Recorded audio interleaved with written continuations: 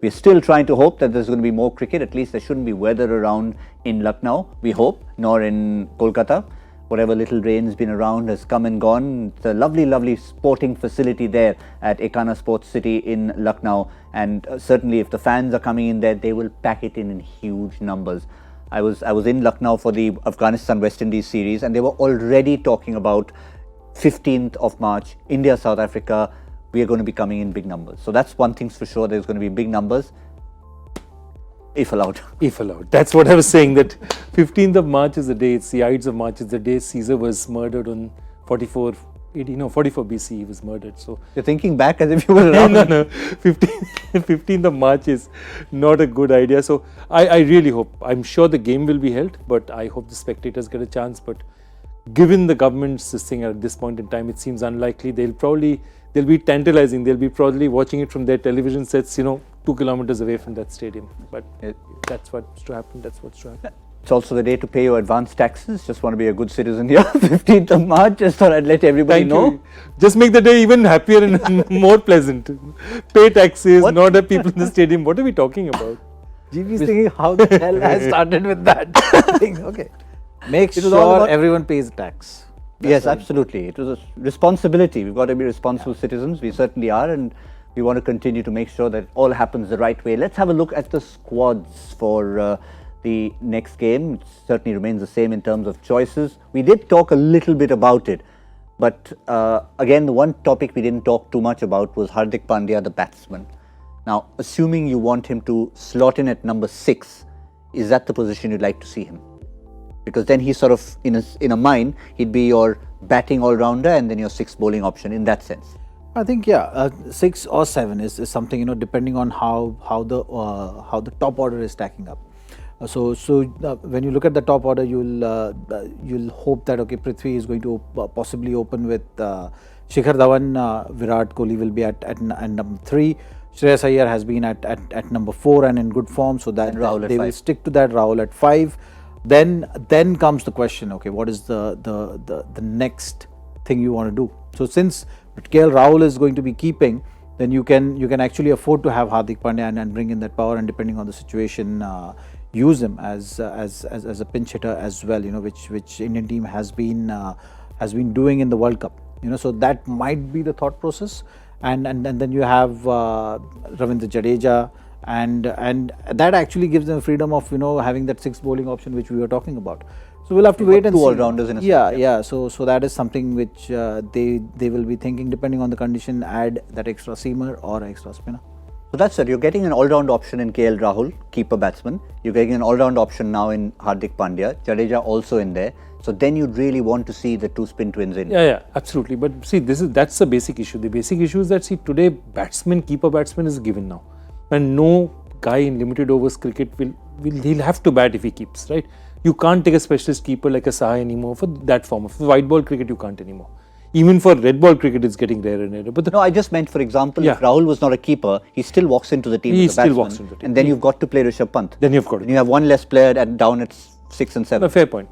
But that's what I'm saying, that if they don't play Jadeja, then the tail looks a bit long, because Hardik at 6 is the last recognized batsman. The tail looks long. Jadeja at 7, then you say, okay, this is okay. I'm batting till 7, 8, 9, 10, 11 are not great batsmen, because remember, none of these guys are particularly useful. I mean, Kuldeep Yadav, Bumrah, none of these guys are particularly useful with the bat. Bhuvi perhaps is the best of them, but again, Bhuvi is an interesting one. Remember, Bhuvi in the under-19 level was almost regarded as all-rounder material. And somewhere his batting has fallen off, and I wonder why. I've always wondered. I think in this whole planning, if you're going cautious with Hardik Pandya's comeback as a bowler, and you want to have 6th bowling option, then actually it's going to be a tricky situation for someone like Manish Pandey, who was part of the previous series. Correct, he was. I think he's the only guy who might be left out just because of the circumstances and the thought process which team management will have in terms of providing that little bit of cushion for Hardik, just in case if he's not bowling his full quota of 10 overs. And that will be the thought process. So I think in these 2 ODIs, I'm expecting thinking on those lines from this team management. Yeah. What about South Africa? Would they have a few options? Remember, they hadn't got to try these players out. We mentioned a couple of the new names in Viren, in Malan, Klaassen, of course, will walk into the side. Van der Dusen is there. Will Bavuma open? Won't he open? So I think that's one of their quandaries in terms of their batting top 6 or 7. Janjan Smuts has done enough, man of the match recently, so he'll get a look in as an all-round option. But again, just have to pick the right 4 bowlers.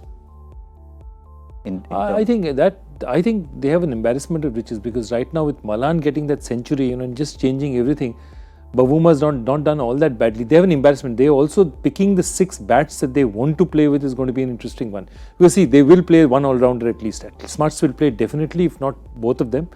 And your batsmen also, choosing 6 among them is not going to be that easy, because you've got du Plessis back. If you've got him back, he's too senior a player for him to bring him back and sit him out. You're not going to do that.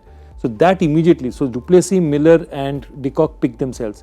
Then if you say Klaassen picks himself, okay, and Malan his form, then you have 6 batsmen, there are 3 batsmen going after that spot. So they have actually what is the best dilemma every coach wants, which is an embarrassment of riches in batting. Van der Dusen has been a regular fixture. He's been doing well. That playing 11, so that really determines the top 6.